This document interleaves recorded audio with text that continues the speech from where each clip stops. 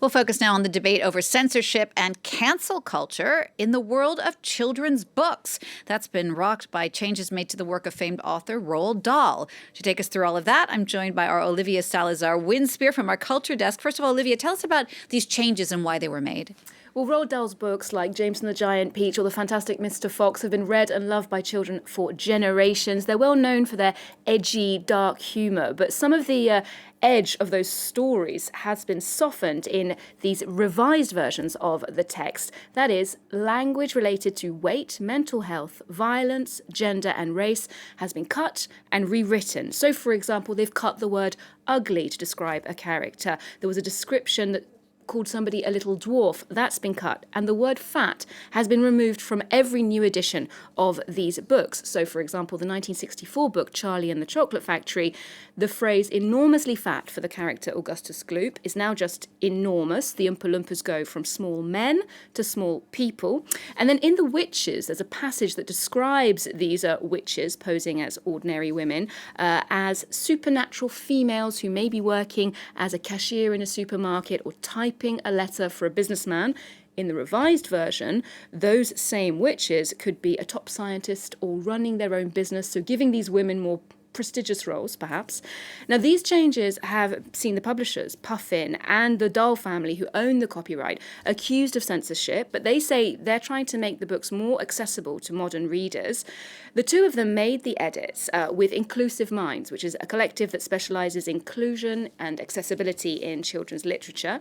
Now, the Roald Dahl Story Company, who own the copyright, they've given a statement saying, "Our guiding principle throughout has been to maintain the storylines, characters, and the irreverence and sharp-edged spirit of the original text, and any changes made have been small and carefully considered."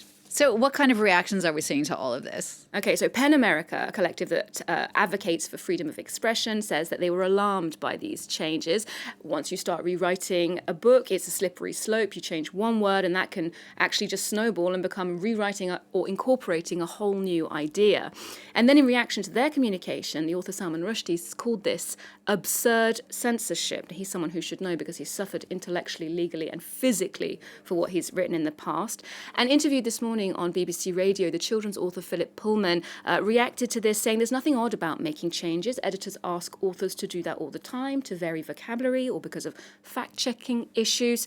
I did find it interesting that under Salman Rushdie's tweet, for example, there were reactions from the general public saying, "I love Roald Dahl's books, but I'd find it problematic to read them to my children today. I wouldn't feel comfortable, and I'm glad these changes are being made. That way they can exist in the 21st century." Other people were a bit more cynical, saying this was simply a commercial move on the part of the family to keep selling more politically correct books. And an interesting fact is that this couldn't even happen here in France because of copyright laws. There's something called the droit moral, that is the author's right over the intellectual property of something immaterial like vocabulary or ideas. This is applied differently in different countries. So without the agreement of the author, without their consent, you couldn't actually rewrite these books. And beyond the vocabulary in his children's books, Roald Dahl actually held some very problematic views that have come up in the past as well. Yeah, that's right. Now, there have been allegations of misogyny, racism, anti-Semitism against Dahl, who died in 1990. I won't repeat his anti-Semitic remarks, but I can tell you that they're neither subtle nor difficult to interpret. In 2020, his family actually apologized for the writer's prejudiced comments and the lasting and understandable hurt that they caused.